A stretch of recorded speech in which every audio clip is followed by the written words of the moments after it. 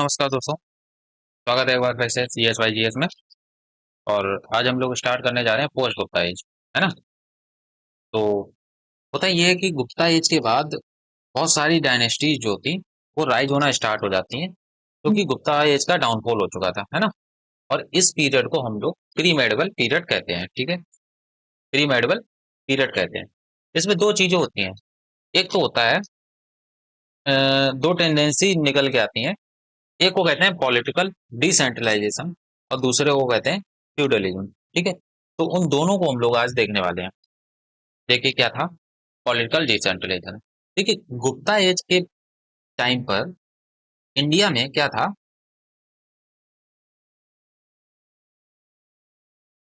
Gupta as के पास time पर India में क्या था, एक पॉलिटिकल सेंट्रलाइजेशन था, यानी कि पावर क्या थी, एक लोग के हाथ में थी, है ना। एक लोग पर, और यही चारों तरफ से नियंत्रण कर रहे थे। लेकिन जब गुप्ता का डाउनफॉल शुरू हुआ, तो जो बहुत सारे लोग लोकल गवर्नर्स कह लीजिए, आप लोकल सामंतवाद कह लीजिए, सामंत कह लीजिए, उनकी भूमिका जो थी ना वो काफी ज्यादा बढ़ गई।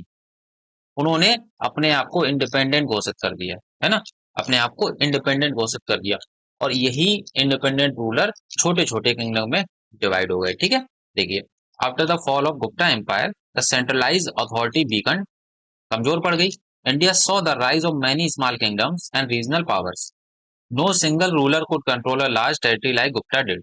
जैसे गुप्ताओं ने पूरे इंडिया पर रूल किया, लार्ज टेरिटरी पर रूल किया, वैसे कोई भी एक सिंगल रूलर टिक नहीं पाया, ठीक है। लोकल रूलर्स और चीफ जो थे वो ज्यादा पावरफुल हो गए, और एडमिनिस्ट्रेशन उन्होंने खुद के हाथ में ले लिया।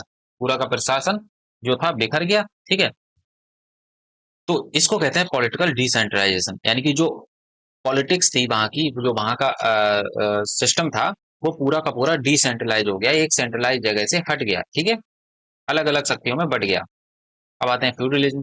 तो इस पीरियड में जो लैंड थे ना, उनको ग्रांट करना शुरू कर दिया था। पोस्ट गुप्ता एज में पैसों की कमी बहुत ज्यादा होने लगी। तो राजाओं ने क्या किया, पैसों उनको सैलरी देने की बजाय, पैसे के रूप में सैलरी देने के बजाय उन्होंने लैंड डोनेट करना शुरू कर दिया। वो चाहे ऑफिशियल्स हों सैलरी के रूप में, ब्राह्मण्स हों या टेम्पल्स में, ताकि सर्विस जो ले रहे हैं उसकी रिटर्न में, जो सर्विस के रिटर्न में जो हमें उनको सैलरीज देनी है वो लैंड के फॉर्म में देने लगे, ठीक है। दीज लैंड होल्डर्स जो थे वो सामंत कहलाए, ठीक है। गांधी जी भी एक सामंत परिवार से ही थे, ठीक है। तो वो सामंत कहलाए और वो बहुत ज्यादा पावरफुल हो गए। उन्होंने अपने इंडिपेंडेंट रूलर्स की तरह ट्रीट करना शुरू कर दिया अपने आप को, ठीक है।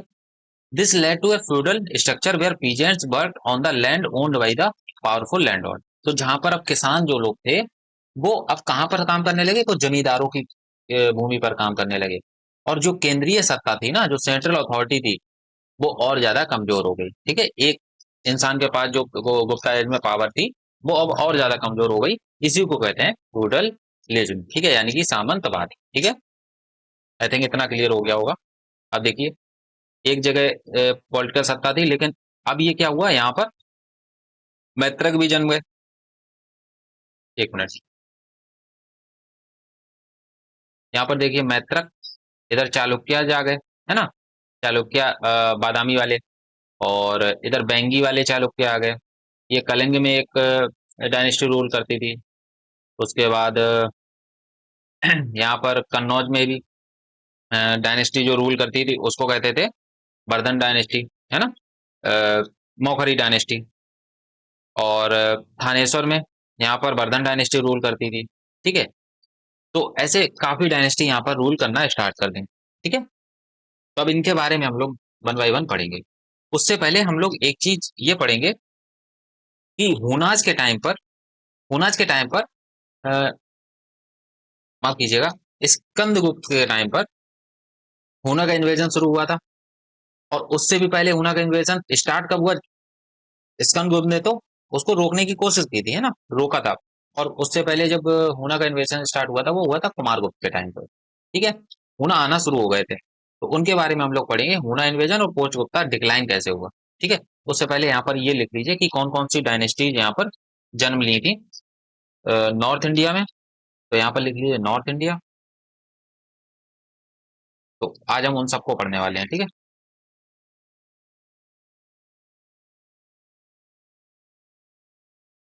नॉर्थ इंडिया में जो हुई थी, तो पंजाब में जो हुई थी डायनेस्टी, वो हुना जाए थे, पंजाब में सेटल हो गए थे, ठीक है। थानेश्वर में, तो थानेश्वर ये हरियाणा में पड़ता है, और यहाँ पर पुष्पभूति डायनेस्टी आई थी।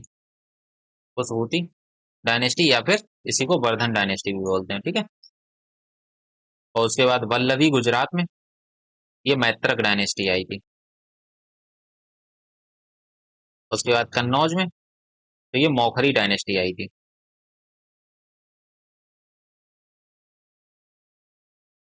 और बंगाल, बंगाल में ये गौड़ डायनेस्टी थी, इसको गौड़ भी कहते थे, और इसमें चंद्रा भी कहते थे, ठीक है, चंद्रा डायनेस्टी। इसमें एक राजा हुआ है शशांक, उसने, चलिए आगे बताते हैं क्योंकि यहाँ पे फिर मजा खराब हो जाएगा।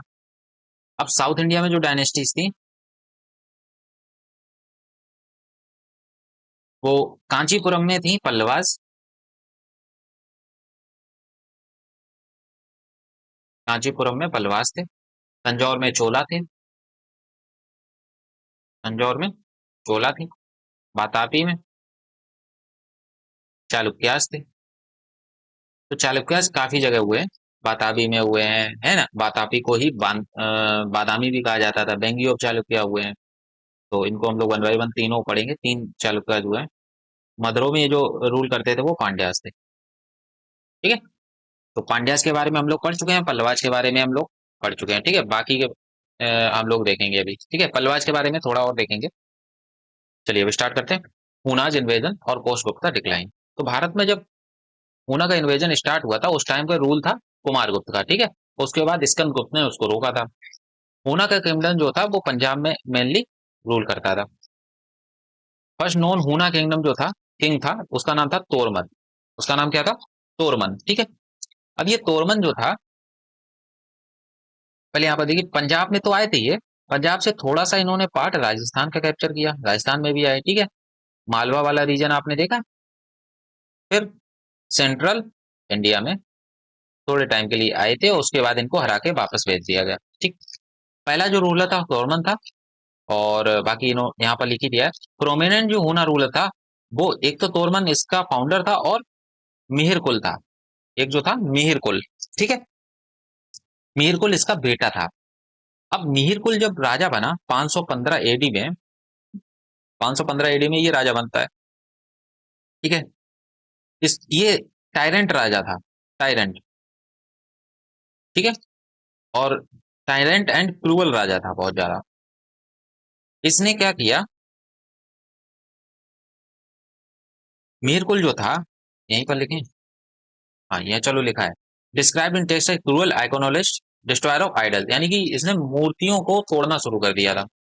अब ये हारा किससे किससे, मीर कुल को किसने किसने हराया, देखो मालवा में आया था, वापस भेज दिया, इसको भगा दिया, ठीक है, मार के। यशो धर्मन नाम के एक राजा वहां पर रूल करते थे। फिर नरसिंह गुप्त बालादित्य, ये गुप्ता डायनेस्टी के ही रूलर थे, पोस्ट लेटर गुप्ता के। तो नरसिंह गुप्त बाल आदित्य ने इसको हरा के वापस भेज दिया, ठीक। और मीरकुल ने, मीरकुल की डिफीट तो हुई, लेकिन फिर भी गुप्ता अंपायर जो था ना, वो रिवाइव्ड नहीं हो पाया, क्योंकि मैंने बताया जैसे सामंतवाद का जो था ना, वो जन्म हो चुका था। सामंत जो थे वो छोटे छोटे एरियाज में कैप्चर करके अपने आप को इंडिपेंडेंट घोषित कर चुके थे, इसलिए गुप्ता अंपायर ज्यादा बड़ा नहीं हो पाया। अब हुना इन्वेजन तो जो हुआ था, इकोनॉमिक डिक्लाइन, चलिए इसी को पढ़ लेते हैं।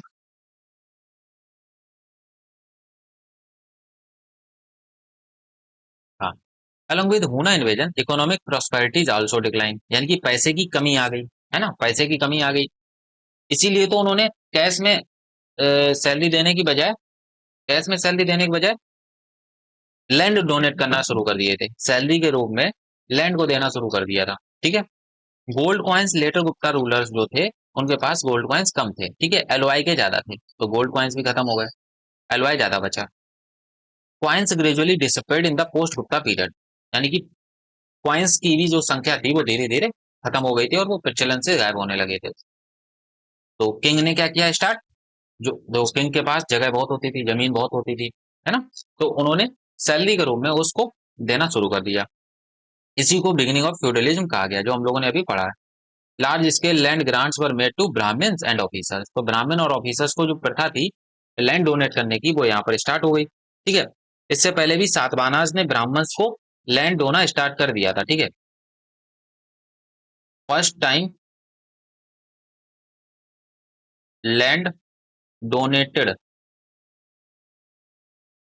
टू ब्राह्मण्स, तो ये किसने स्टार्ट किया था? ये सातवाहनाज ने किया था, हम लोगों ने पढ़ा था ना, सातवाहनाज। गौतमीपुत्र सतकर्णी था, आंध्र प्रदेश में ये लोग थे, है ना। ये कहाँ थे? आंध्र प्रदेश में थे, हम लोगों ने पढ़ा था ना इसको। आंध्र प्रदेश में इसी का एक राजा था गौतमीपुत्र सतकर्णी। ये मैट्रिनेलियल सोसाइटी थी। ठीक है, चलिए अब आगे बढ़ते हैं। अब हम लोग आगे पढ़ेंगे मैत्रक डायनेस्टी। ठीक है, अपनी नॉर्थ इंडिया की दूसरी डायनेस्टी जिसको कहते हैं मैत्रक डायनेस्टी। मैत्रक डायनेस्टी कहाँ रूल करती थी? तो ये मैत्रक डायनेस्टी रूल करती थी बल्लभी गुजरात में। ठीक है, मैत्रक डायनेस्टी बल्लभी गुजरात में रूल करती थी।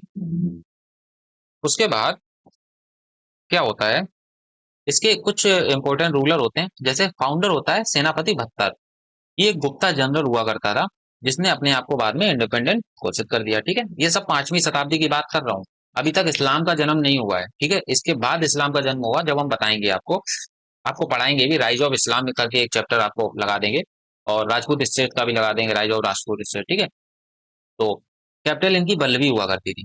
कैपिटल क्या होती थी? कैपिटल बल्लभी होती थी, जो कि बाद में एक बुद्धिस्ट सीट बन गई और जैन सीट बन गई यहाँ पर लर्निंग की। यहाँ पर एक बल्लभी यूनिवर्सिटी खोली जाती है ध्रुव सेन III द्वारा। अभी बता रहा हूँ, इसको लिख दे रहा हूँ। 300 साल तो यहाँ सौराष्ट्र वाले रीजन में इन्होंने रूल किया।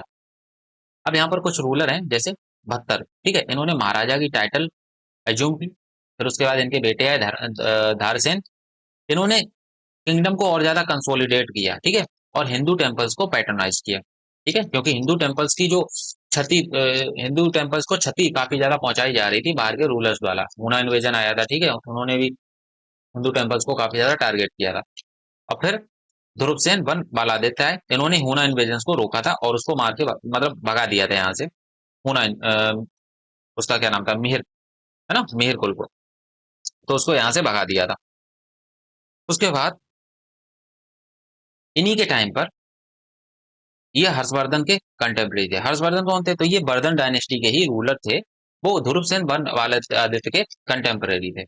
इन्हीं के टाइम पे एक चाइनीज मॉन्क था हुआन सेंग। ठीक है, इसको इसको चाइनीज में ये पढ़ते हैं और हिंदी में हम लोग ये लिखते हैं, मतलब इंग्लिश में, हुआन सेंग। ठीक है, तो हुआन सेंग हर्षवर्धन के टाइम पे भी आया था, इसी के टाइम पे, और ध्रुवसेन बालादित्य के टाइम पे आया था। ठीक है, दोनों कंटेम्प्रेरी थे। Strong supporter of Buddhism, Harshvardhan भी बुद्धिज्म का ही सपोर्टर था। ठीक है, उसके बाद आता है शिलादित्य, जो धर्मादित्य कहलाते हैं। मोस्ट इलिस्ट्रियस रूलर था, रिलीजियस टॉलरेंस के लिए जाना जाता है, और इसने मेंटेन किए रिलेशन फॉरेन पावर के साथ, यानी कि चाइना के साथ काफी ज्यादा इसने रिलेशंस को मेंटेन किया। ठीक है, शैलादित्य या शीलादित्य। शीलादित्य 6 आता है, ये लास्ट रूलर होता है। इनसे पहले एक और रूलर आते हैं, उनके बारे में आप लिख लीजिए, अगर लिखा हो, हाँ, ध्रुवसेन II लिखा है। तो जो ध्रुवसेन II थे, इन्होंने founded Vallabhi university, Vallabhi university. ठीक है, उसके बाद ध्रुवसेन जो II थे, इनकी शादी मैरिड हर्षवर्धन डॉटर। ठीक है, तो हर्षवर्धन की डॉटर से इनकी शादी हुई, क्योंकि हर्षवर्धन के जो हर्षवर्धन किसके कंटेम्प्रेरी थे? ध्रुवसेन II के पिता के। ठीक है, यानी कि शीलादित्य बन के, तो इसीलिए उन्होंने शादी कर दी थी। ध्रुवसेन वन बालादित्य के कंटेम्प्रेरी थे, तो इन्होंने अपनी बेटी की शादी उनसे कर दी थी। ठीक है, अब चलते हैं आगे, यहाँ आते हैं वर्धन डायनेस्टी पर। उससे पहले मोखरी पढ़ लें क्या? हम्म, नहीं, चलिए वर्धन ही पढ़ लेते हैं। तो वर्धन डायनेस्टी जो थी ना, वो थानेश्वर में रूल करती थी। ठीक है, इसी का राजा हुआ है, वर्धन डायनेस्टी का ही राजा हुआ है हर्षवर्धन। अब आप कहेंगे कि ये तो जब हरियाणा में रूल करता था तो कन्नौज में कैसे आ गया, कन्नौज को इसने कैपिटल कैसे बनाई, तो उसके बारे में भी समझते हैं। तो पुष्पभूति जो थे वो ना, वो फ्यूडेटरीज थे, किसके? गुप्तास के। ठीक है, लेटर बिकन इंपीरियल अंडर हर्षवर्धन। ठीक है, ये छोटे फ्यूडेटरीज थे, और बाद में ये हर्षवर्धन के टाइम पे काफी बड़े साम्राज्यवादी शक्तिशाली बन गए थे, ठीक है, शक्तिशाली राजा बन गए थे। अब आते हैं इसमें रूलर पर, तो पुष्पवती यहाँ के फाउंडर हो जाते हैं, इन्हीं के नाम पर डायनेस्टी का रूल होता है, ठीक है। और पॉलिटिकल लोकल चीफ हुआ, पॉसिबली लोकल चीफ हुआ करते थे ये। इनके बेटे होते हैं प्रभाकर वर्धन। ये पहले मेजर रूलर होते थे। जो डायनेस्टी का मेन राजा होता है ना, जिसने फाउंड की होती है, वो कभी भी मेन रूलर नहीं होता है, क्योंकि उसने अपनी डायनेस्टी को, अपने साम्राज्य को बनाने में ही पूरी जिंदगी लगा दी होती है, तो वो ज्यादा टाइम राज कर नहीं पाता है, ठीक है। आप चाहे बाबर देख लीजिए, चाहे पुष्पवती देख लीजिए, कोई भी राजा देख लीजिए, चाहे श्रीगुप्त देख लीजिए, तो वो लोग ज्यादा टाइम रूल कर नहीं पाते हैं, ठीक है। प्रभाकर वर्धन ने टाइटल जो अजूम की थी वो थी महाराजा धिराज, ठीक है। और इन्होंने हुना इन्वेजन को भी रोका था। फिर आते हैं इनके बड़े बेटे, जिनका नाम था राज्यवर्धन, ठीक है। अब इन्होंने अवेंज लेना चाहा अपने जीजा जी का, जो गृह वर्मा थे, उनकी डेथ का, लेकिन शशांक गौड़ राजा जो था शशांक, उसने उनका मर्डर कर दिया। अब चलिए ये चीज समझ लेते हैं थोड़ी। देखिए, पुष्पवती डायनेस्टी के एक राजा हुए, उनका नाम था प्रभाकर वर्धन, क्योंकि इसको समझना जरूरी है कौन क्या था। तो इनके बेटे थे, एक थे राज्यवर्धन, राज्यवर्धन, ठीक है, ये एल्डर थे, एल्डर सन। उसके बाद इनके छोटे बेटे आते हैं, उनका नाम होता है हर्षवर्धन, ठीक है, हर्षवर्धन। और उसके बाद इनकी एक बेटी आती है, उनका नाम होता है राजश्री, ठीक है, राजश्री। इनकी जो शादी होती है ना, वो शादी होती है, मौखरी के एक किंग होते हैं कन्नौज के, उनके राजा थे गृह Verma. Maukhari last last Maukhari king हुए गृह Verma, king of Kannauj, king of Kannauj. और ये किस डायनेस्टी से थे? तो ये मौखरी डायनेस्टी से थे, ठीक है, मौखरी डायनेस्टी से। तो इनका मर्डर कर दिया जाता है, murdered by God king. God कहाँ है? बंगाल की एक डायनेस्टी होती थी गॉड डायनेस्टी, या इसी को चंद्रा डायनेस्टी भी बोलते थे। इसका राजा था एक शशांक। ये कन्नौज को कैप्चर करने के लिए आ रहा था। किसकी हेल्प से कैप्चर करने आ रहा था? तो शशांक ने जो हेल्प ली थी वो थी विद देवगुप्त, देवगुप्त, ठीक है। तो इसको अभी आगे बढ़ेंगे। देवगुप्त कौन था? ये पोस्ट गुप्ता एज का रूलर था, क्योंकि गुप्ता एज तो खत्म हो गया था। नए नए सामंत जो थे वो, उनका उदय हुआ था और उन्होंने अपने आप को इंडिपेंडेंट घोषित कर दिया। लेकिन गुप्तास तो थे ना, गुप्तास कहीं तो छोटी छोटी जगह पर रूल कर रहे थे ना, तो वो अपने आप को कन्नौज अब कैपिटल बन चुकी थी पूरे इंडिया की, तो उसको कैप्चर करना चाहते थे। तो देवगुप्ता ने मदद मांगी शशांक से कि इनको हराइए और कन्नौज का जो सिंहासन है वो हम लेंगे, ठीक है। तो इन्होंने गौड़ राजा ने इनका मर्डर कर दिया गया वर्मा का, ठीक है। उसके बाद राजा कौन बनता है? उसके बाद राज्यवर्धन जो जाते हैं, इनका बदला लेने के लिए जाते हैं, ठीक है, to take bent, to take revenge, but killed by Shashank, killed by Shashank. अब शशांक ने मार दिया तो यहाँ के भी राजा गए और कन्नौज के भी राजा गए। प्रभाकर वर्धन ये कहाँ के थे? थानेश्वर के थे। अब यहाँ के भी राजा चले गए और यहाँ के भी चले गए। उसके बाद जो सत्ता आती है वो आती है हर्षवर्धन के हाथ में, ठीक है। सत्ता जो आ जाती है वो हर्षवर्धन के हाथ में आ जाती है। अब हर्षवर्धन जाते हैं कन्नौज। अब कन्नौज में शशांक को हराते हैं, ठीक है, कन्नौज में शशांक को हराते हैं। उसके बाद कन्नौज का जो कंट्रोल होता है वो अपने हाथ में ले लेते हैं, और थानेश्वर से जो अपनी कैपिटल होती है उसको कन्नौज शिफ्ट कर देते हैं, ठीक है। ये होती है पूरी कहानी। अब हम लोग इसको वन बाय वन पढ़ेंगे। अब देखिए कैसे समझ आता है आपको। तो हर्षवर्धन ने जो राजा बने थे उस टाइम पर उनकी एज थी 16 साल, ठीक है। इन्होंने बहुत सारा नॉर्दर्न इंडिया के जो पार्ट थे उसको यूनिफाइड किया, अपने कंट्रोल में लेके आए, यानी कि फिर से सेंट्रलाइज्ड पावर ग्रो होना शुरू हो रही थी, ठीक है, सेंट्रलाइज्ड पावर ग्रो होना शुरू हो रही थी। अब यहाँ पर इन्होंने जो लड़ाई लड़ी थी वो शशांक के साथ लड़ाई लड़ी थी, ठीक है। वो बंगाल का राजा था, बताया था अभी, क्योंकि ये अपने भाई और अपने बहनोई की मौत का बदला ले रहे थे। इन्होंने अपना जो इन्फ्लुएंस था वो नर्मदा नदी तक साउथ में फैलाना, लेकिन दक्कन को कैप्चर करने में ये फेल हो गए। क्यों? क्योंकि चालुक्य और बादामी के रूलर थे, उनका नाम था पुलकेशिन टू। उनके हाथों इनको हार का सामना करना पड़ा। ठीक है, पुलकेशिन टू। और इसका हमें वो कहाँ से मिलता है, पता कहाँ से चलता है, तो ये एहोल इंस्क्रिप्शन है, उससे पता चलता है। एहोल इंस्क्रिप्शन से हमें पता लगता है। ठीक है, जो हर्षवर्धन थे वो सब पहले तो सेवाइट थे, ठीक है, यानी कि हिंदू धर्म को फॉलो करते थे, लेकिन बाद में इन्होंने महायान बुद्धिज्म को पैट्रॉन किया। ठीक है, और बुद्धिज्म भी बन गए थे। Convened Kannauj Buddhist assembly. ठीक है, इन्होंने 3 संस्कृत प्ले को प्ले को ऑथर किया है। वो कौन कौन से हैं, तो उनको देख लेते हैं, 1 मिनट। हाँ, उनके 3 कौन कौन से हैं प्ले, तो एक है रत्नावली,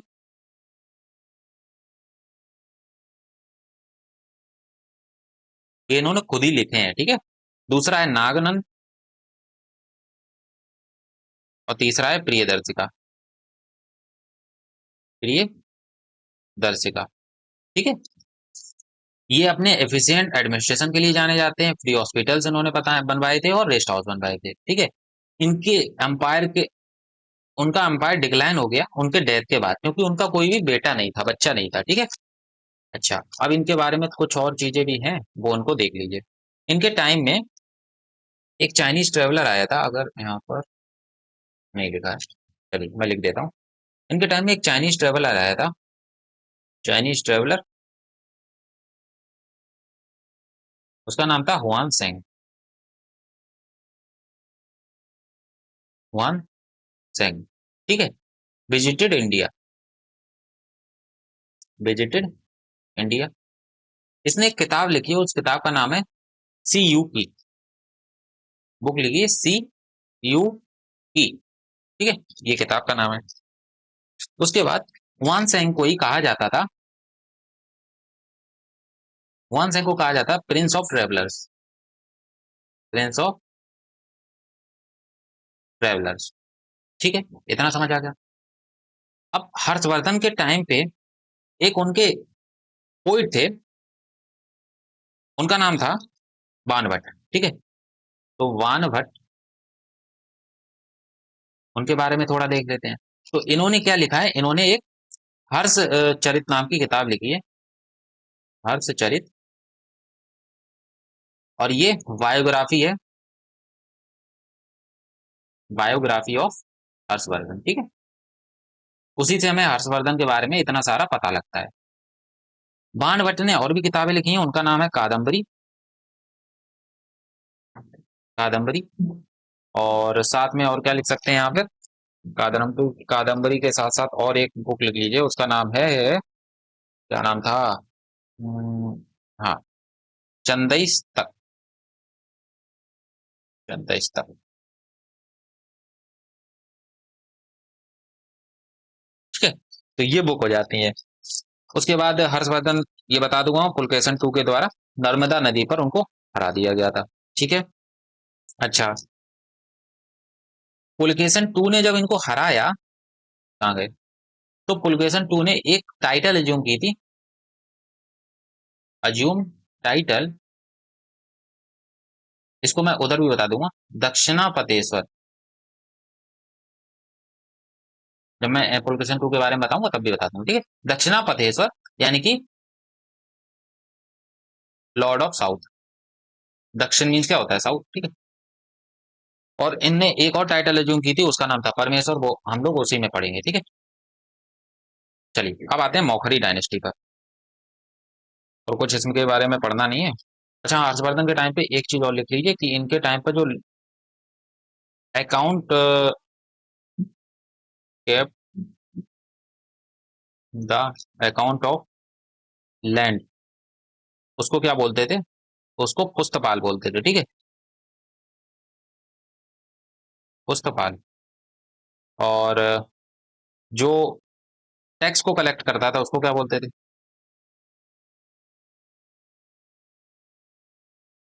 कलेक्टेड द टैक्स, तो उसको बोलते थे भोगी, भोगे। ठीक है, तो ये चीज आप याद रखिएगा। बात की हम लोग अब आगे बढ़ते हैं, मौखरी डायनेस्टी पे आते हैं। ठीक है, अब मौखरी डायनेस्टी में क्या होता है, तो ये मौखरी डायनेस्टी वाले जो रूलर थे, वो गुप्ताओं के पहले अधीन थे, ठीक है, गुप्ताओं के अधीन थे, यानी कि उन्हीं के अंदर आते थे। बाद में ऐसा क्या हुआ, जो ये अपने आप को इंडिपेंडेंट कर लिए, तो भाई सेंट्रलाइज पावर जो थी वो कमजोर पड़ गई, ठीक है। तो इनका जो सेंटर था वो था कन्नौज। इनका जो रूल करने का सेंटर था वो था कन्नौज, ठीक है, पॉलिटिकल और कल्चरल सेंटर। अब क्या होता है, इनके फाउंडर का नाम था हरिवर्मन, ठीक है। इनका फाउंडर जो था वो था हरिवर्मन।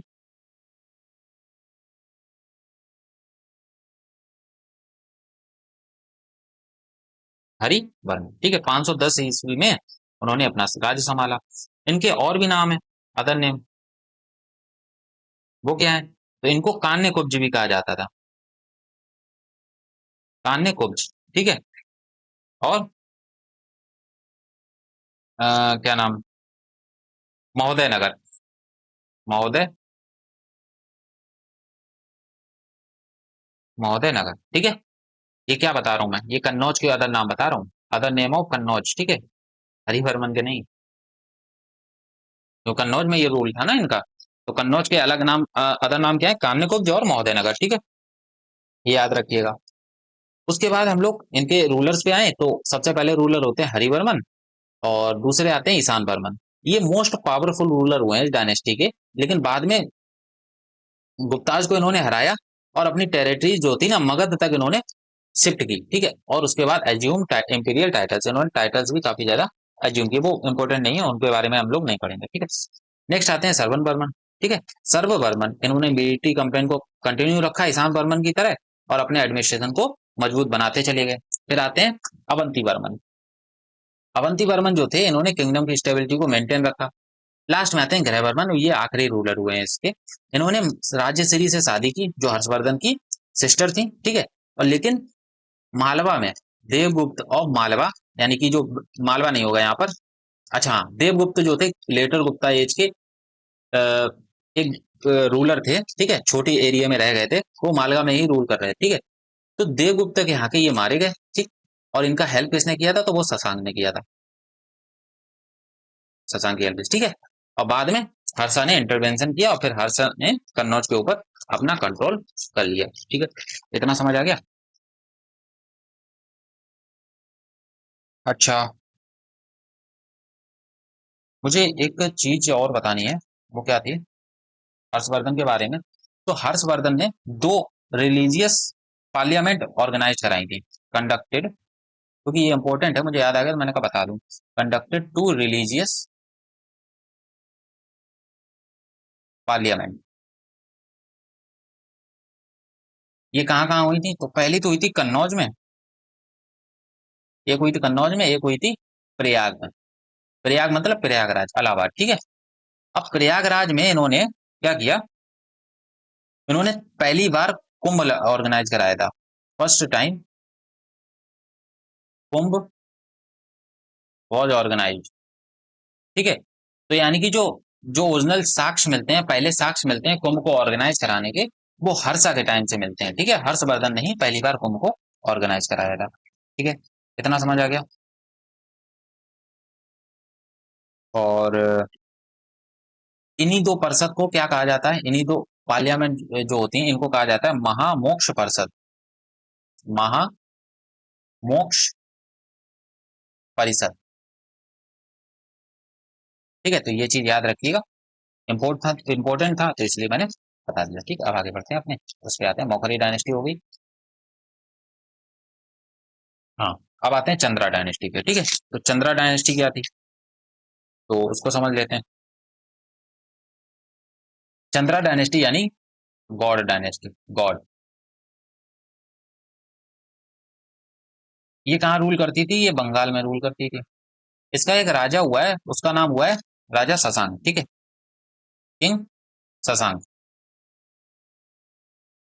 इसने क्या किया, इसने ईस्टर्न इंडिया को कैप्चर कर लिया, कैप्चर्ड ईस्टर्न इंडिया, यानी कि बंगाल वाला रीजन, ईस्टर्न इंडिया। और ये मगध तक पहुंच गया, एंड रीच्ड मगध, मगध तक ये पहुंच गया। इसने मगध में आके फिर ये कन्नौज में आया, और देवगुप्त से मिला, जो मालवा का राजा था देवगुप्त, उससे मिला। उससे मिलके इस देवगुप्त ने इससे मदद मांगी। जब मदद मांगी कि कन्नौज में हमें अपना राज्य चाहिए, ठीक है, कन्नौज हमें कैप्चर करना है, तो इसने ग्रह वर्मा को मार दिया। तो किल्ड ग्रह Verma with the help of Devagupta. ठीक है, देवगुप्त। ठीक है, और सबॉर्डिनेट बना लिया। ठीक। अब उसके बाद क्या हुआ? उसके बाद हर्षवर्धन कन्नौज आ गए, उन्होंने अपने अंदर कन्नौज का कंट्रोल ले लिया। ठीक है, और कन्नौज ही नॉर्थ इंडिया की कैपिटल बन गई। ठीक है, इतना समझ आ गया? अच्छा, हम शशांक के बारे में पढ़ रहे हैं, तो शशांक के बारे में एक चीज और पढ़ लीजिए। इसने क्या किया था? बोधि वृक्ष जो था ना, जहां पर महात्मा बुद्ध ने ज्ञान की प्राप्ति की थी, उसको कटवाकर गंगा में फेंकवा दिया था। यानी कि इसको प्रोसिक्यूटर ऑफ बुद्धिज्म कहा जाता था। ठीक है, प्रोसिक्यूटर ऑफ बुद्धिज्म। ठीक है, इसने क्या किया था, क्यों क्यों ये था? तो बोधि बोधि ट्री को या बोधि वृक्ष को कटवा कर गंगा नदी में फेंकवा दिया। ठीक है, फेंकवा दिया। ठीक, इतना समझ आ गया? और बस आगे बढ़ते हैं। चंद्र डायनेस्टी होती है खत्म। अब आते हैं हम लोग चाणक्य पे। ठीक है, अब चालुक्य जो रूल था चालुक्य का, वो तीन जगह था। ठीक है, तीन चालुक्य हुए हैं। एक मिनट रुकिए बस।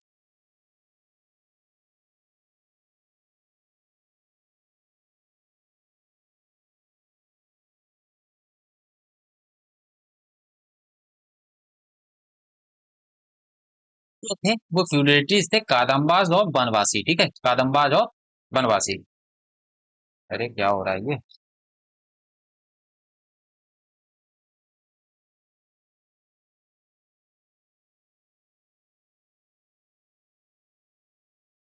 जस्ट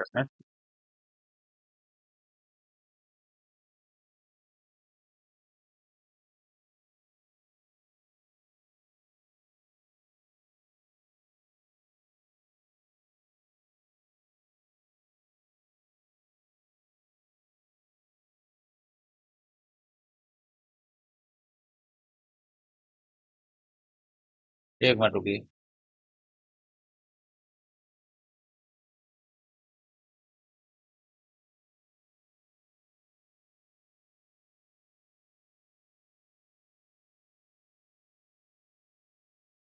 यार ये क्या हो गया?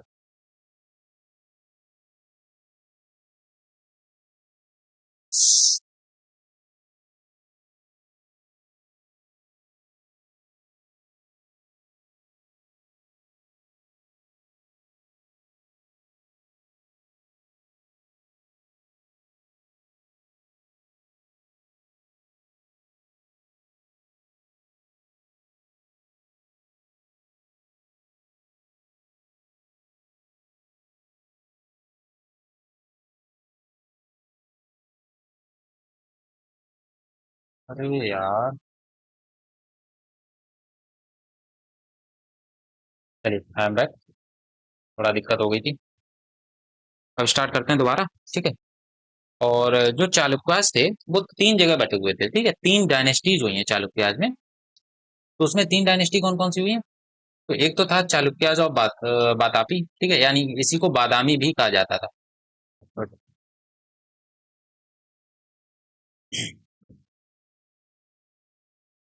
इन्हीं को बादामी भी कहा जाता था। ठीक है, बादामी, ये कर्नाटका वाला क्षेत्र पड़ता है बातापी। ये पहले फ्यूडेटरीज थे कादम्बाज के। ठीक है, जो बनवासी में रहते थे।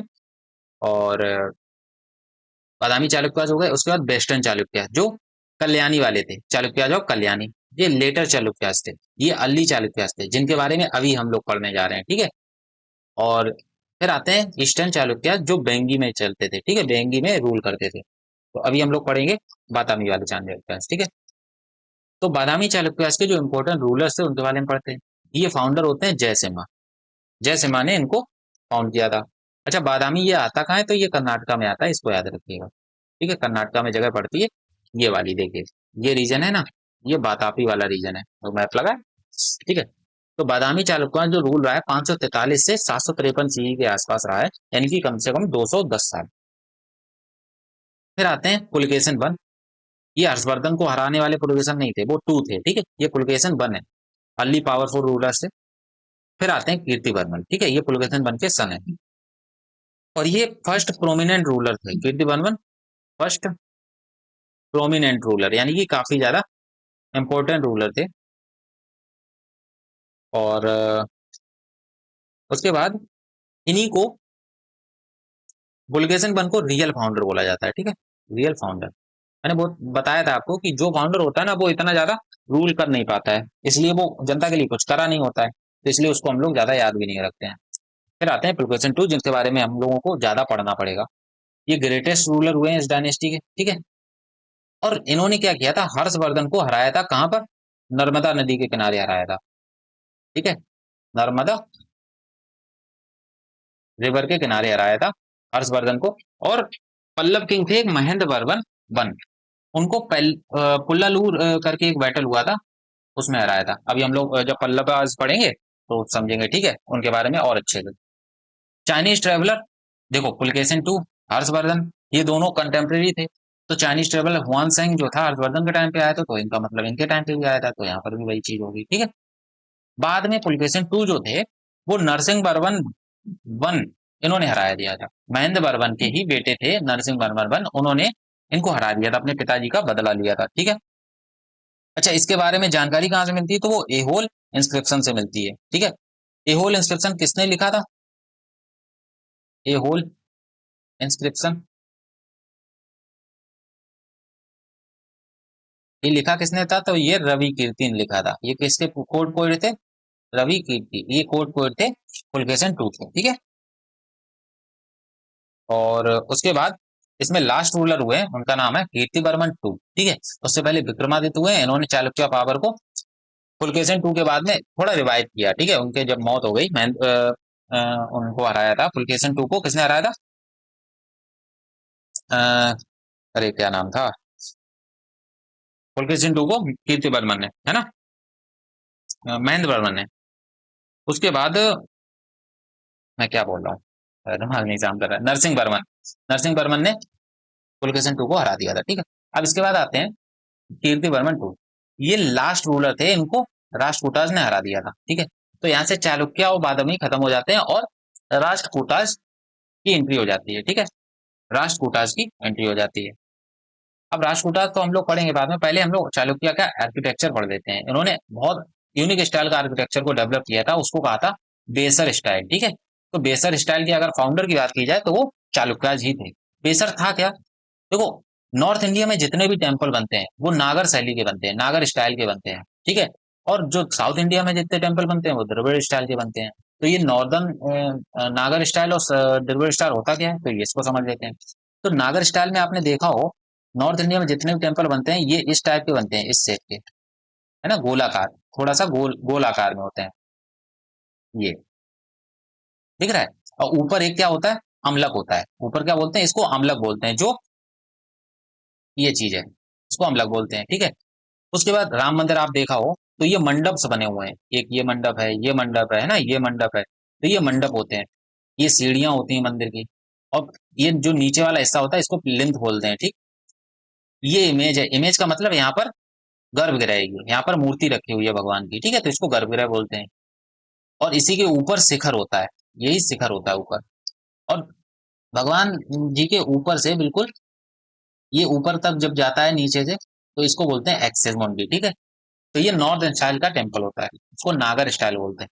साउथ स्टाइल में यही अमलक को हम लोग कैपस्टोन बोलते हैं, कैपस्टोन, ठीक।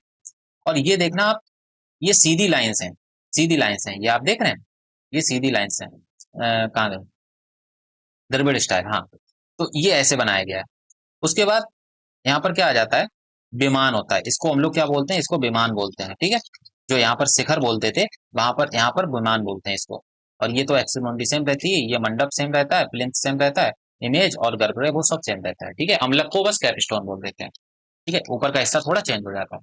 बेसर स्टाइल क्या है, तो इनका मिला जुला रूप है, ये सीधा एक तो ये सीधा और ये गोल, तो ये दोनों चीजें लेके चलता है, ठीक है। दोनों चीजें, कहीं पे गोल फिर सीधा, फिर कहीं गोल फिर सीधा, फिर कहीं पे गोल फिर सीधा, ठीक है, ऐसे करके लेके चलता है ये। और ऊपर एक हमलक या फिर कैपस्टोन लगा होता है, तो इसको बोलते हैं बेसल स्टाइल, ठीक है। चलिए, अब एहोल जो है ना, ये चालुक्याज ने ही बनवाया था, ठीक है। एहोल जगह एक सिटी का नाम है, एहोल में इंस्क्रिप्शन मिलते हैं, ठीक है। तो एहोल में बहुत सारे मंदिर हैं, एहोल सिटी ऑफ टेम्पल्स जाना जाता है, सिटी ऑफ टेम्पल्स के नाम से एहोल को जानते हैं, ठीक है। Aihole is known as city of temple. अब इसमें बहुत सारे एहोल में मंदिर हैं, जैसे रावण पहाड़ी मंदिर, ये दिख रही है आपको, ये है रावण पहाड़ी मंदिर, रावण पहाड़ी गुफा, सॉरी, रावण पहाड़ी गुफा, ठीक है। एक मिनट। उसके बाद ये जो आती है, इसको कहते हैं लाल खान टेम्पल, लाड खान टेम्पल, ये भी एहोल में आता है, ठीक है। फिर आता है दुर्गा टेम्पल, ये आपने देख रहे हैं इमेज, ये आता है दुर्गा टेम्पल। अच्छा, इसकी खासियत क्या है, तो ये हॉर्स के जो नाल होती है ना, घोड़े की नाल, उसके आकार में बना हुआ है दुर्गा मंदिर, ठीक है। उसके बाद एक और टेम्पल है, एहोल में आता है, उसका भी नाम लिख लीजिए, उसका नाम है होची मल्लीगुड़ी, होची मल्लीगुड़ी टेम्पल, ठीक है। तो ये भी एहोल में ही आता है, ठीक है, इतना समझ आ गया। उसके बाद एक और टेम्पल आता है जिसका नाम है पटद्दकल, पटद्दकल, ठीक है। ये यूनेस्को वर्ल्ड हेरिटेज साइट है, जिसको 1987 में दर्जा दिया गया था, ठीक है। पटद्दकल में क्या खास बात है कि इसमें टोटल 10 मंदिर हैं, 10 टेम्पल हैं, और 4 नागर स्टाइल में है और 6 द्रविडियन स्टाइल में है। 4 नागर स्टाइल में है, आप देख रहे हैं, ये नागर स्टाइल वाली टेम्पल ये, ठीक है, और द्रविडियन स्टाइल वाली ये, ठीक है। तो 4 नागर स्टाइल के हैं और 6 द्रविडियन स्टाइल के हैं पटद्दकल, ये भी समझ आ गया, ठीक है। उसके बाद क्या आता है, उसके बाद आता है बीरूपक्षा टेम्पल। तो बीरूपक्षा टेम्पल जो था, ये क्वीन लोक महादेवी ने बनवाया था, और ये विरूपाक्षा टेम्पल लॉर्ड शिवा से रिलेटेड है, लॉर्ड शिवा को डेडिकेटेड है, लॉर्ड शिवा, ठीक है। देख रहे हैं कितना सुंदर वो मंदिर है। अब आते हैं पल्लवास, यहाँ पर कुछ और मंदिर देख लीजिए, जैसे संगमेश्वर मंदिर है, संगमेश्वर टेम्पल, ये भी द्रविडियन स्टाइल में है। जैसे गाला गनाथ टेम्पल, ये नागर स्टाइल में, नागर स्टाइल, और ये द्रविडियन स्टाइल, ठीक है। तो चालुक्य का आर्किटेक्चर खत्म होता है, अब हम लोग आते हैं पल्लवास का। नेक्स्ट, पल्लवास। तो पल्लवास जो थे ना, कालभ्रास के ये फ्यूडेटरी से, ठीक है, उनके अंडर आते थे, उनके सामंत थे, ठीक। उनकी जो कैपिटल थी वो थी कांचीपुरम, कांचीपुरम पल्लवास की कैपिटल हुआ करती थी। इनके जो फाउंडर थे, उनका नाम था सिंह विष्णु, उनका नाम था सिंह विष्णु, ठीक है। उनके बेटे आते हैं महेंद्र वर्मन। अब महेंद्र वर्मन जो थे ना, वो आर्ट के काफी बड़े शौकीन थे, तो उन्होंने पैट्रॉन किया था, आर्ट को काफी ज्यादा पैट्रॉन किया था। अब महेंद्र वर्मन के बारे में हम क्यों पढ़ते हैं, क्योंकि ये मारे गए थे किसके द्वारा, पुलकेशिन टू के द्वारा, पुलकेशिन टू ने इनको मार दिया था, ठीक है। और फिर महेंद्र वर्मन का जो बदला था पुलकेशिन टू से, वो लिया था उनके बेटे नरसिंह वर्मन वन ने, ठीक है। अच्छा, आगे बढ़ते हैं। Narasimha Varman one, he defeated Pulakeshin two, Pulakeshin two को इन्होंने हराया, और इन्होंने वातापी कोंडा की उपाधि ले ली। क्यों ले ली, क्योंकि पुलकेशिन टू कहाँ पे रूल करते थे, बादामी में, चालुक्य और बादामी को हराया था ना, बातापी को, बादामी या बातापी, तो इन्होंने बातापी कोंडा, यानी कि कोंडा का मतलब होता है विजेता, तो बातापी को जिसने जीत लिया वो बातापी कोंडा, ठीक है। नरसिंह वर्मन ने और भी कुछ टाइटल ली थी, उनका नाम था ममल्ल, ठीक है, महामल्ल, महामल्ल, ठीक है, महामल्ल टाइटल ली थी। उन्होंने महाबलीपुरम एक सिटी की भी स्थापना की, और जिसको महामल्ल कहा गया। उसके बाद यहीं पर देख लें क्या, चलिए देखिए, नरसिंह वर्मन वन ने एक टेम्पल बनवाया था, उसका नाम था सेवन रथ टेम्पल, सेवन रथ टेम्पल, ठीक है। उसके बाद नरसिंहवर्मन टू के बारे में आते हैं। इन्होंने एक सोल टेम्पल बनवाया था। सोल टेम्पल कहाँ पे ये जो इन्होंने इनके पहले जो राजा हुए नरसिंहवर्मन वन, उन्होंने महाबलीपुरम सिटी फाउंड की थी, वहीं पर बनवाया। ठीक है, तो सोल टेम्पल कहाँ बनवाया? महाबलीपुरम में। और इन्होंने क्या बनवाया? नरसिंहवर्मन ने एक और टेम्पल बनाया जिसका नाम है कैलाश नाथर, कैलाशनाथर टेम्पल। ठीक है, ये बनवाया। ठीक है, और महाबलीपुरम का ये जो था ना, इसको यूनेस्को में जोड़ा गया है 1984 में।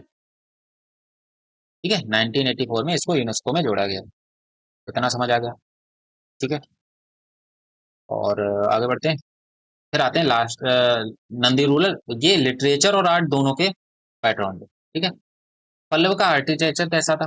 तो पल्लवा ने जो डेवलप किया था वो Dravidian style of architecture develop किया था। ठीक है, देखो चालुक्य ने किया था बेलसर वाला। ठीक है, और पल्लवा ने किया था द्रविडियन। ठीक है, मेजर जो कंस्ट्रक्शन था वो महाबलीपुरम में ही देखने को मिलता है हमें, जिसको ममल्लपुरम भी कहा जाता है। ठीक है, सोल टेम्पल नरसिंहवर्मन टू ने बनवाया, यूनेस्को वर्ल्ड हेरिटेज साइट है, 1984 में बनी थी। सेवन रत्नास टेम्पल, ये मोनोलिथिक टेम्पल है, यानी कि एक ही पत्थर से नक्काशी करके बनाए गए हैं। यानी कि एक केव थी, ठीक है, कोई पहाड़ था, उस पहाड़ को छेनी हथौड़ी से काट काट के नक्काशी कर करके एक सिंगल रॉक में पूरा का पूरा मंदिर को नक्काशी कर देना। ठीक है, पूरे मंदिर को बना देना, ये बहुत बड़ी बात है ना। एक एक ही सिंगल रॉक को उसको मंदिर में कन्वर्ट कर देना। तो ये सेवन रथ टेम्पल है, इसमें टोटल 7 रथ दिखाए गए हैं, महाभारत टाइम के 7 रथ दिखाए गए हैं। ठीक है, द्रौपदी रथ हो गया, युधिष्ठिर रथ हो गया। ठीक है, तो ये सेवन अर्थ टेम्पल कहलाता है। अब आते हैं हम लोग कैलाशनाथ टेम्पल। कैलाशनाथ टेम्पल, तो कैलाशनाथ टेम्पल क्या था? ये अर्ली द्रविडियन स्टाइल का टेम्पल था, और इसको बिल्ड किसने किया था? तो ये नरसिंह वर्मन टू ने किया था। ठीक है, नरसिंह वर्मन टू ने किया था। ठीक है, तो कितना बढ़िया टेम्पल बना हुआ है। साउथ इंडिया में टेम्पल तो बहुत अच्छे अच्छे हैं। ठीक है, उसके बाद और तो इसमें कुछ बचता नहीं है। अब हम लोग आते हैं राष्ट्रपिताज पे। ठीक है, राष्ट्रपिताज पे इसको पढ़िए, मैं 1 मिनट पानी पी लूं।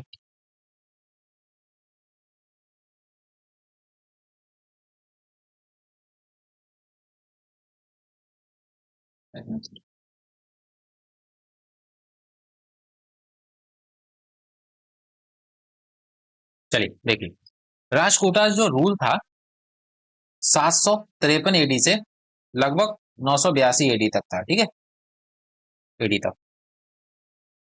सबसे बड़ी बात यह है, जो राष्ट्रकूटाज थे इनको अरब किस नाम से जानते थे? तो अरब रूलर्स न्यू देम, देखो इस टाइम पे मुस्लिम जो शासक थे वो उदय होना शुरू हो गया था, मुस्लिम डायनेस्टी शुरू हो गई थी। तो Arab rulers knew them by the name of Ballahara. ठीक है, बल्लहारा, तो इस नाम से इनको जानते थे। उसके बाद इनकी जो कैपिटल थी वो मान्यखेत थी। ठीक है, इन्होंने हराया किसको था? तो चालुक्य बादामी, यानी कि चालुक्य बादामी को हराया था। ठीक है, इतना समझ आ गया। और तो इनका जो इन्होंने मतलब जो लास्ट रूलर था वो कौन था? कीर्तिवर्मन टू ना, कीर्तिवर्मन टू ही बताया था, कीर्तिवर्मन टू।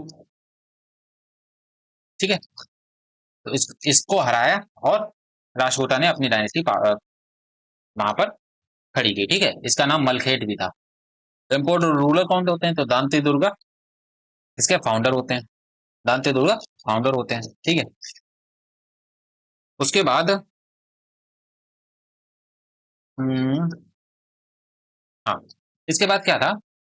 इनके और रूलर आते हैं, उनका नाम था कृष्णबन। तो कृष्णबन ने एक टेम्पल बनवाया, उसका नाम है कैलाशनाथ टेम्पल एलोरा में। ठीक है, ये भी एक सिंगल रॉक टेम्पल है, अभी आगे दिखाएंगे कैसा है। ठीक है, सिंगल रॉक टेम्पल है कृष्णबन। ठीक है, इतना समझ आ गया। अच्छा, दांती दुर्गा के बारे में एक चीज और लिख ले ली है, इन्होंने जो टाइटल ली थी वो थी महाराजा धिराज, महाराजा धिराज। ठीक है, और टाइटल थी परम भत्रक,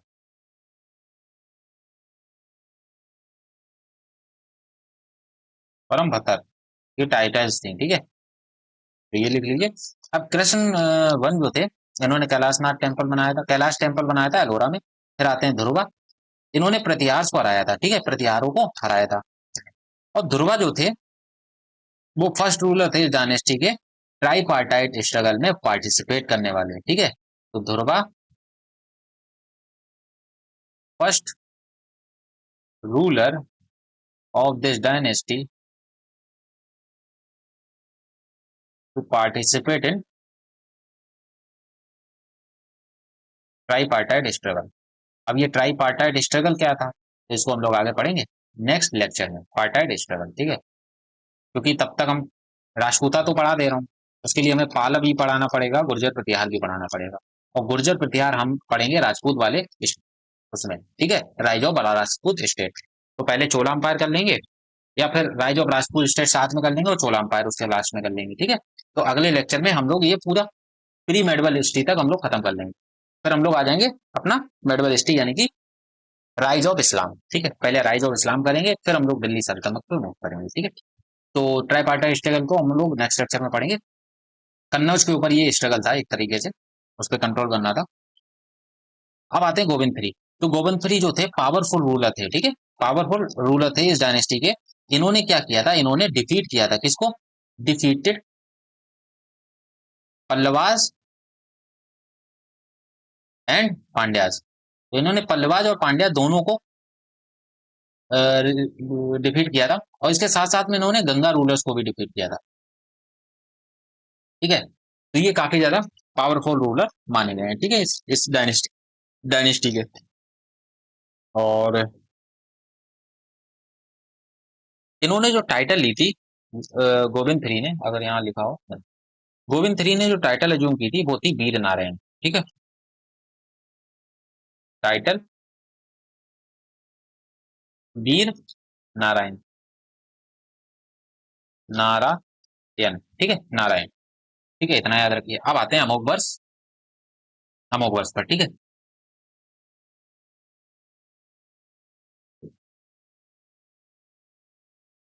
हाँ, यहाँ पर जगह बची है तो बता दें, चलो यहाँ पर लिख लो, दांती दुर्ग,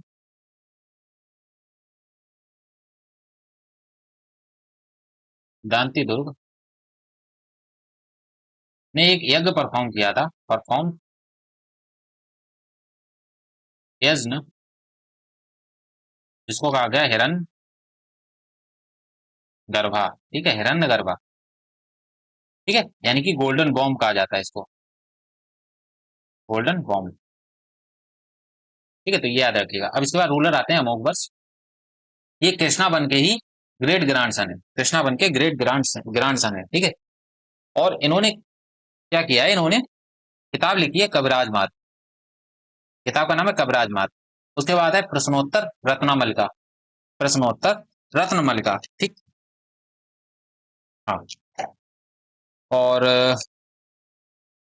ये क्या थे, इन्होंने कन्वर्जन करा लिया था अपना, कन्वर्टेड टू जैन, जैनिज्म में ये कन्वर्ट हो गए थे, ठीक है। और उसके बाद इन्होंने जैनिज्म धर्म के हिसाब से जल समाधि ले ली थी। तो जल समाधि कहाँ ली थी, जल समाधि तुंगभद्रा रिवर को, ठीक है, इन तुंगभद्रा रिवर, ठीक है। इनके कोड पोइट थे, इनके कोड पोइट थे, उनका नाम था जिनसेन, जिनसेन। और जिनसेन ने एक किताब लिखी है आदि कुरान, आदि कुरान, आदि कुरान, ठीक है, इतना समझ आ गया। और इनके बाद एक रूलर आते हैं, उनका नाम होता है कृष्णा थ्री, कृष्णा थ्री, ठीक है। इन्होंने क्या किया था, इन्होंने चोलाज को और राजपूताज को हराया था, डिफीटेड, सॉरी, राजपूता को, राजपूता का तो थे ही, डिफीटेड चोलाज, डिफीटेड चोलाज, ठीक है। और इन्होंने टाइटल क्या ली थी, तो टाइटल ली थी आकवर्ष, टाइटल पाकवर्ष, ठीक है। इन्होंने टेम्पल क्या बनवाया? टेम्पल था कृष्णा ने कृष्ण स्वार गंध मार्तंडीय मार्तंडित, ठीक है। ये दो टेम्पल इन्होंने बनवाए थे। कहाँ बनवाए थे? तो ये रामेश्वरम में बनवाए थे, ठीक है।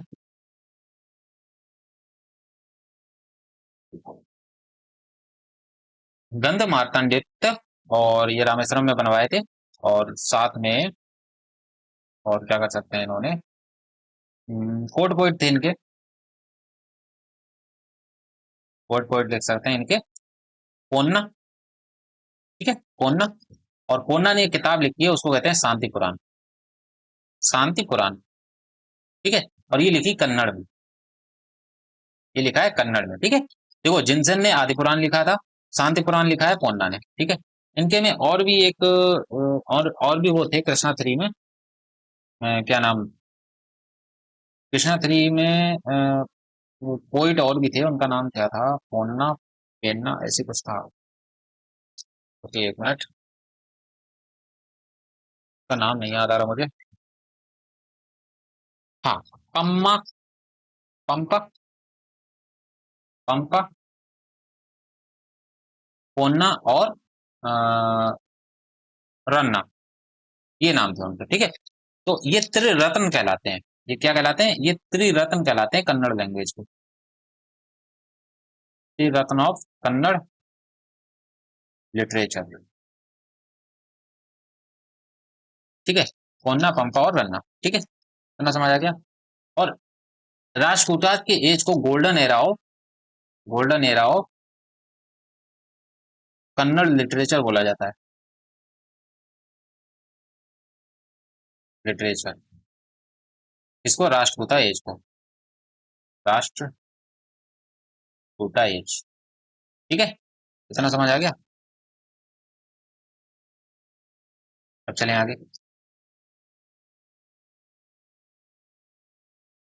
ठीक है। अब आगे चलते हैं और हम लोग आगे पढ़ेंगे राष्ट्रकूटा का आर्किटेक्चर। कैलाश टेम्पल जो बनवाया गया था, वो एक फाइन एग्जाम्पल है। कैलाश टेम्पल बनवाया किसने था? तो कैलाश टेम्पल बनाया था आपने कृष्णावन में, ठीक है। कहाँ गया? ये कृष्णावन में बनवाया था, ठीक है। एलोरा में ये फाइनेस्ट एग्जाम्पल मिलता है। ये देख रहे हो आप, रॉक कट टेम्पल है, रॉक को ही काट के छेनी हथौड़ी से। और ये डिजाइन भी, ये पूरी छेनी हथौड़ी से बनाई गई है, काट काट के, ठीक है। पूरा मंदिर ऐसे ही बनाया गया, अंदर जा सकते हैं हम लोग बाकायदा, ठीक है। ये मोनोलिथिक है, कार्ड फ्रॉम सिंगल रॉक, ये बता चुके हैं। Ellora has a temple with from Hinduism, Ellora में बहुत सारे टेम्पल हैं, हिंदू से रिलेटेड भी हैं, बुद्धिज्म से भी और जैनिज्म से भी, ठीक है। उसके बाद आते हैं एलोरा केव्स, तो ये एलोरा केव्स हैं, ठीक है। यानी कि ये पूरे के पूरे पहाड़ों पे ही बनाई गई हैं, काट काट के। ये अजंता केव्स हैं, ठीक है ना। ये सब औरंगाबाद महाराष्ट्र में है। अजंता और एलोरा केव जो है वो औरंगाबाद महाराष्ट्र में है, ठीक है, इन औरंगाबाद। और ये है कहाँ? महाराष्ट्र, ठीक है। अच्छा, इनके टाइम पे गोल्ड कॉइन चलते थे, उनको क्या कहते थे? गोल्ड कॉइन्स को कलंजू और कासू, कलंजू एंड कासू, ठीक है, ये बोला करते थे। और एलिफेंटा केव है, एलोरा में ही एक एलिफेंटा केव है, एलिफेंटा केव। ये किसने बनवाई थी? विल्ट बाई, ये राष्ट्रकूटाज ने ही बनवाई थी, ठीक है। तो ये चीज भी याद रखिए, क्वेश्चन पूछा जाता है कि एलोरा केव्स, एलिफेंटा केव्स कहाँ पर है? तो औरंगाबाद में, ठीक है। तो इन्होंने ही बनवाई थी ये, ठीक है। अब आते हैं चालुक्य ऑफ कल्याणी, चालुक्य ऑफ कल्याणी। क्योंकि चालुक्य तीन जगह बटे हुए थे। ये वेस्टर्न चालुक्य था, हम लोग अर्ली चालुक्य पढ़ चुके हैं, चालुक्य ऑफ बादामी, ठीक है। इनका जो टाइम पीरियड था 973 एडी से 1189 एडी, जब तक वो खत्म हो गए थे तब ये वेस्टर्न चालुक्य में आ गए थे, ठीक है। अब ये डिसेंडेंट थे बादामी चालुक्य, मतलब कि उनके ही वहां से वो हार गए तो इधर चले आए थे वो, ठीक है, इसलिए वंशज ही थे वो वहां पर जब हार गए।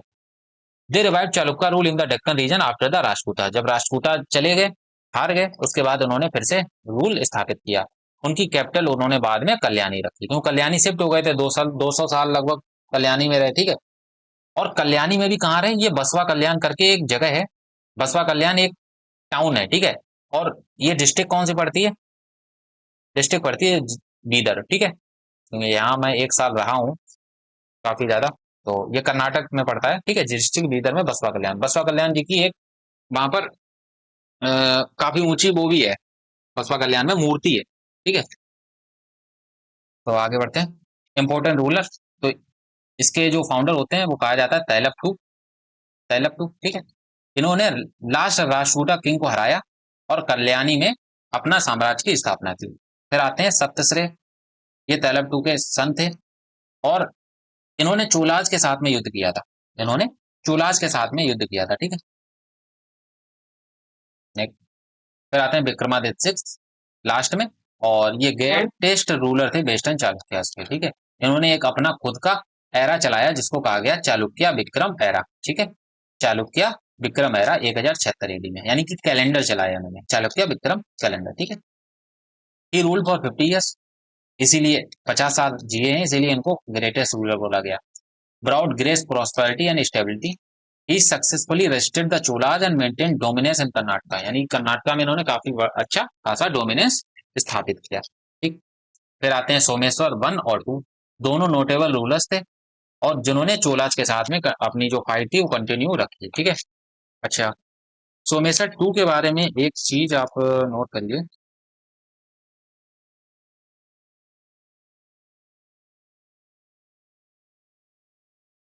सोमेश्वर 2 के बारे में एक चीज नोट करिए, 1 मिनट रुकिए। सोमेश्वर, पहले सोमेश्वर 1 के बारे में देखिए, तो इन्होंने चोला किंग थे एक, और चोला किंग का नाम था राजेंद्र टू, ठीक है, ये चोला किंग थे, इनके साथ इनका बैटल हुआ है, उस बैटल का नाम है बैटल ऑफ कुदल संगमम, ठीक है, कुदल संगमम, सही से लिख दूं, कुदल संगमम, ठीक है, इतना याद रखिएगा। और एक और बैटल हुआ है इनका विद राजा धीराज वन के साथ में, वो क्या हुआ है, बैटल ऑफ कोकम, ये हम लोग चोला पढ़ेंगे तब भी पढ़ेंगे, ठीक है, तो टेंशन लेने की बात नहीं है। बस हमें थोड़ा सा एक चीज और बताना था, क्या था, हाँ, सोमेश्वर बनने सोमेश्वर जो 2 थे, तो कुछ तो बताना चाह रहा था मैं, मुझे याद नहीं आ रहा, मैं भूल गया। इन दोनों वॉर में जो सोमेश्वर थे वो हार गए थे, उसके बाद में सोमेश्वर ने सुसाइड कमिट कर लिया था, कमिटेड कमिटेड सुसाइड, ठीक है, तो ये चीज आप याद रखिएगा कि इन्होंने सुसाइड को कमिट कर लिया था, ठीक, इतना हो गया, तो आगे बढ़ते हैं। इनका डिक्लाइन कैसे हुआ, तो 12th सेंचुरी एडी में होयसाला और यादव के साथ में इनका काफी लंबा संघर्ष चला, जिसके बाद इनका वंश का पतन हो गया, ठीक है।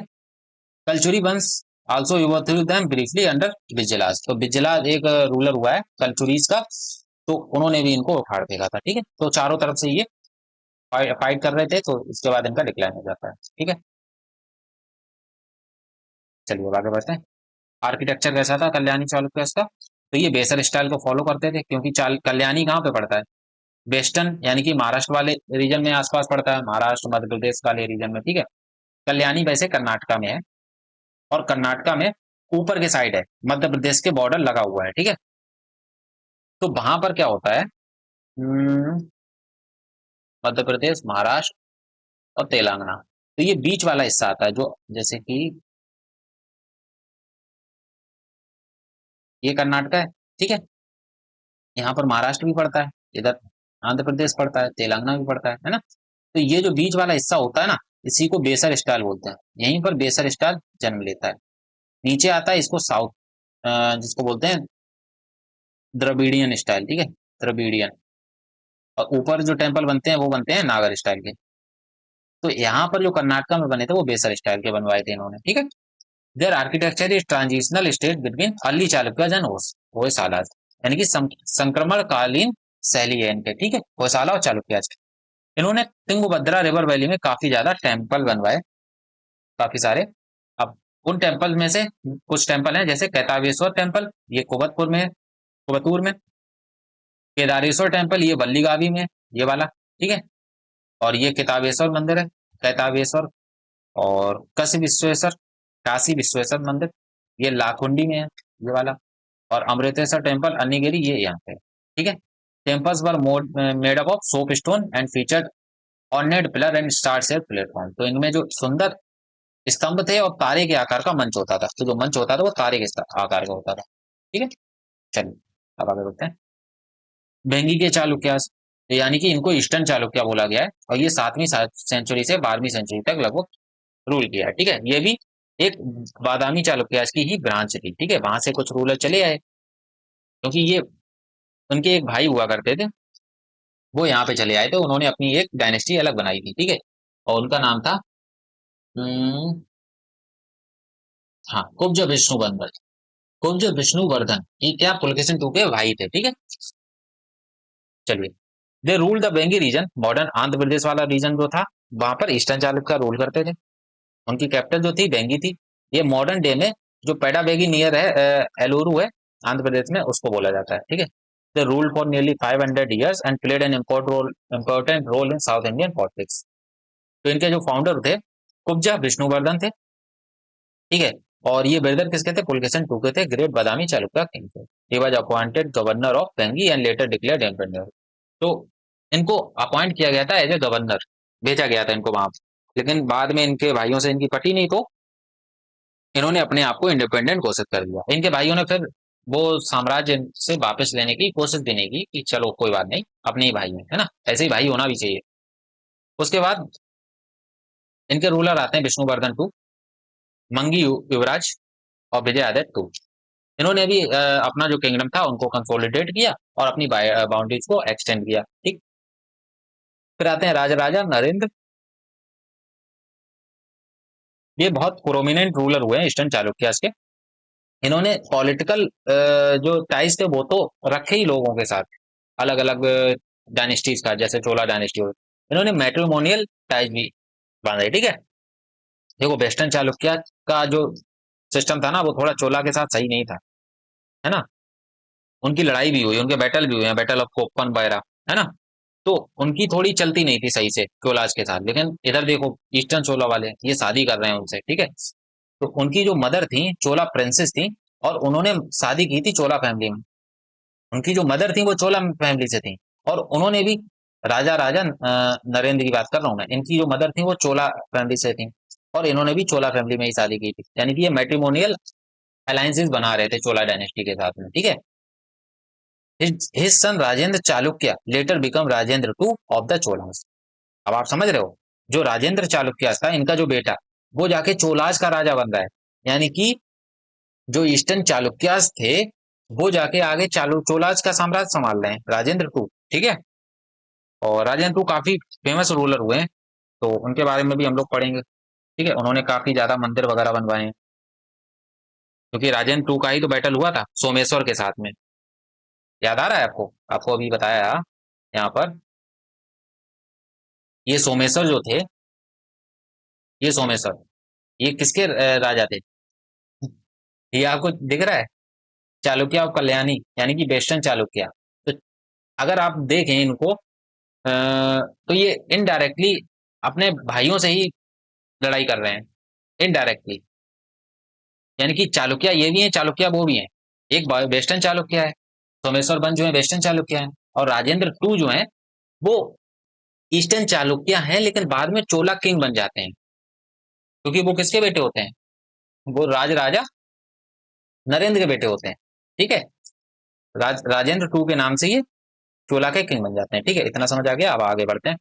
Eastern Chalukya was great patron of Telugu literature and language. Under the rule Telugu began to emerge as a court language, क्योंकि जो चालुक्यास थे ये आंध्र प्रदेश में रूल कर रहे थे और आंध्र प्रदेश में लैंग्वेज क्या बोली जाती है, तेलुगु बोली जाती है। They build temples and increased architecture and sculpture in the Dravidian style. ठीक है, आंध्र प्रदेश में जो भी मंदिर बने होंगे वो द्रविडियन स्टाइल के होंगे। उन्होंने जैनिज्म और सैविज्म को भी सपोर्ट किया अलोंग विद हिंदुइज्म। ठीक है, चलिए आगे बढ़ते हैं। चोलाज के साथ चालुक्याज के रिलेशन अच्छे थे। Eastern Chalukyas came under influence of powerful Chola dynasties. They allied with the Chola through marriage and politics. Eventually eastern Chalukya dynasty merged with Chola empire. ठीक है, तो चालुक्य डायनेस्टी देखो मैंने बताया था राजेंद्र टू जो थे वो चोला एम्पायर के राजा बन गए थे, तो ईस्टर्न चालुक्य डायनेस्टी जो थी वो मर्ज हो गई थी बाद में जाके। ठीक है, चोला एम्पायर में। आई थिंक इतना अच्छे से कहीं भी नहीं पढ़ा होगा आपने। Western Chalukya, eastern Chalukya, eastern Chalukya बाद में चोला अंपायर में मर्ज हो गई, राजेंद्र टू जब उसके किंग बने। ठीक है, और चालुक्य चालुक्य आपस में भी लड़े थे, eastern Chalukya western Chalukya. Battle of Koppam वगैरह हुआ था, है ना, बैटल ऑफ कुदल संगमम हुआ था। तो ये सबको रिलेट करके पढ़ने में हम लोगों को समझ में ज्यादा आएगा। ठीक है, अब इनका डिक्लाइन कैसे हुआ, तो ईस्टर्न चालुक्य डायनेस्टी जो थी वो चोलाज में मर्ज हो गई थी, तो उसके बाद ईस्टर्न चालुक्य डायनेस्टी का कोई भी आइडेंटिटी बची ही नहीं थी, और उसके बाद ये इनका डिक्लाइन हुआ था। ठीक है, मतलब चोला में कन्वर्ट हो गए थे। अब आते हैं होयसाला डायनेस्टी। ठीक है, और होयसाला डायनेस्टी आई थिंक आपका लास्ट टॉपिक है, ये कर लेते हैं जल्दी से। तो होयसाला डायनेस्टी का जो ओरिजिन हुआ था वो वेस्टर्न चालुक्य ऑफ कल्याणी के फ्यूडिटरीज हुआ करते थे वो। ठीक है, उनकी जो अर्ली कैपिटल थी ये बेलूर थी, बाद में इन्होंने हलेबिडू में शिफ्ट कर दी, जिसको द्वारा समुद्र भी कहा जाता है, यानी कि द्वार समुद्र भी कहा जाता है। ठीक है, ये प्रेजेंट है जो साउदर्न कर्नाटका वाला पार्ट है, तमिलनाडु आंध्र प्रदेश वाला पार्ट, जैसे कि ये वाला होता है ना, ये आंध्र प्रदेश है, ये सदर्न कर्नाटका है, ये तमिलनाडु वाला पार्ट है। ठीक है, ये केरला है। तो ये वाला हिस्से में इन्होंने रूल किया था, तो तीनों ज्वाइंट हो जाएंगे। नीलगिरी वाला हिस्सा जो, अगर आप इसको अगर सही से समझे तो नीलगिरी का थोड़ा पार्ट। ठीक है, इंपोर्टेंट रूलर ऑफ होसाला डायनेस्टी, तो ये बिना आदित्य होते हैं। He was one of the earliest ruler and vessel under the western Chalukya. ठीक है, वेस्टर्न चालुक्य के अंडर ही ये सामंत हुआ करते थे। फिर आते हैं विष्णुवर्धन, तो ये मोस्ट फेमस होयसाला रूलर है। इन्होंने एज्यूम किया था name Vishnuvardhana after converting from Jainism to Vaishnavism. ठीक है, तो इन्होंने वैष्णव धर्म अपना लिया था और विष्णुवर्धन इन्होंने अपना नाम रख लिया। ठीक है, he defeated the Cholas in battle of Talakad. अच्छा, सैविज्म और वैष्णविज्म में आपको अंतर पता है? जो वर्शिप करते हैं शिव की, वर्शिप ऑफ शिवा, और वैष्णविज्म तो इसमें वर्शिप करते हैं विष्णु की, वर्शिप ऑफ विष्णु।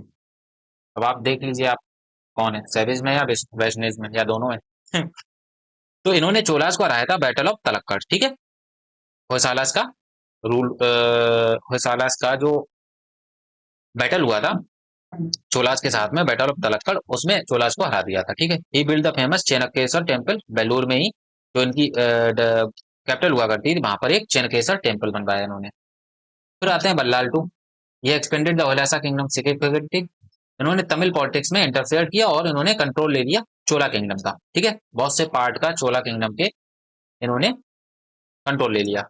फिर आते हैं वीर भल्लाल थ्री, ये भल्लाल टू थे, ये वीर भल्लाल थ्री थे। ये भी एक सिग्निफिकेंट होयसाला रूलर थे। इन्होंने दिल्ली सल्तनत के इन्वेजन, जो मलिक काफूर का एक इन्वेजन आया था साउथ की तरफ, क्योंकि इस टाइम पे जो था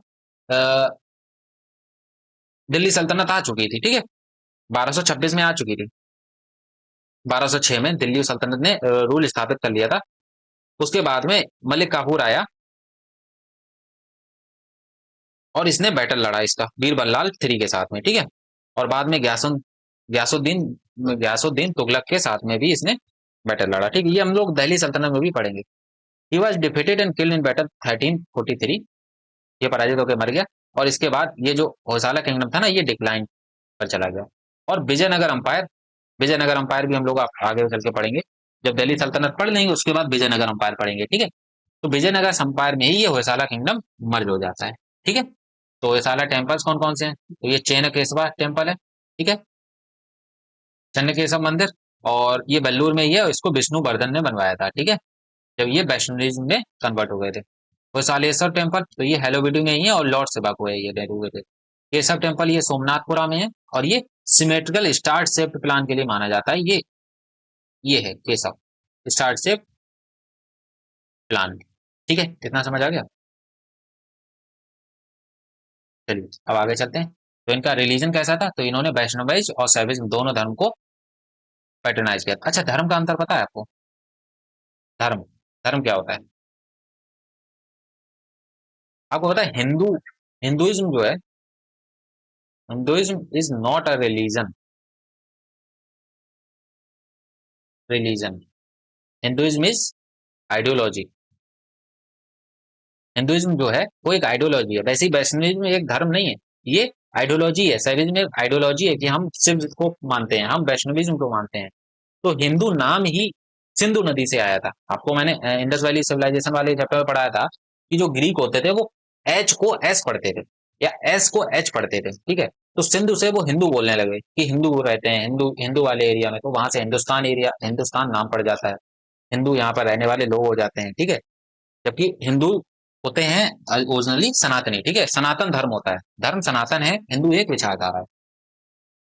इन्होंने प्रमोट किया कन्नड़ और संस्कृत दोनों लिटरेचर को, ठीक है। डिक्लाइन कैसे हुआ, तो दिल्ली सल्तनत का बार बार इनका इन्वेजन हुआ, जिससे होयसाला जो थे वो बहुत ज्यादा वीक हो गए, ठीक है। और भल्लाल थ्री के डेथ के बाद में होयसाला रूल एंड हो गया, ठीक है। उनकी जो टेरिटरी थी वो विजयनगर एम्पायर में मर्ज हो गई थी, ठीक है। तो ये होता है आपका लेक्चर खत्म। आई होप क्लियर हुआ होगा आपको। बहुत सारे डाउट होंगे तो आज वो डाउट खत्म हुए होंगे, है ना। तो अब इसके बाद हम लोग क्या करेंगे, हम लोग सोच रहे हैं हम कि राइज ऑफ राजपूत स्टेट पढ़ लें। राइज ऑफ राजपूत, ठीक है। इसमें हमारे गुर्जर प्रतिहार आ जाएंगे, ठीक है, चौहान आ जाएंगे, परमार आ जाएंगे, ठीक है। और चालुक्य भी वैसे गुर्जर प्रतिहार, चालुक्य भी राजपूत ही होते हैं, ठीक है। जो चालुक्य रूलर थे वो सारे राजपूत ही थे। एक हमने राजपूत पढ़ लिया, लेकिन अब आगे भी पढ़ेंगे राजपूत का कैसे उनका ओरिजिन हुआ है, ठीक है।